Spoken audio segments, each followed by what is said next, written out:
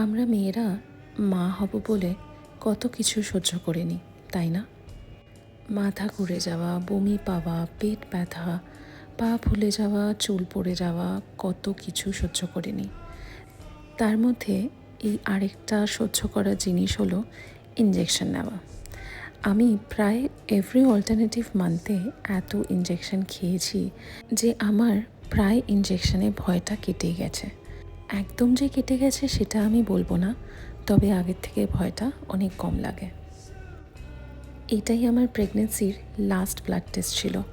Tata 1mg থেকে husband এনেছিল বাড়িতে ইনজেকশন নেওয়ার লোককে।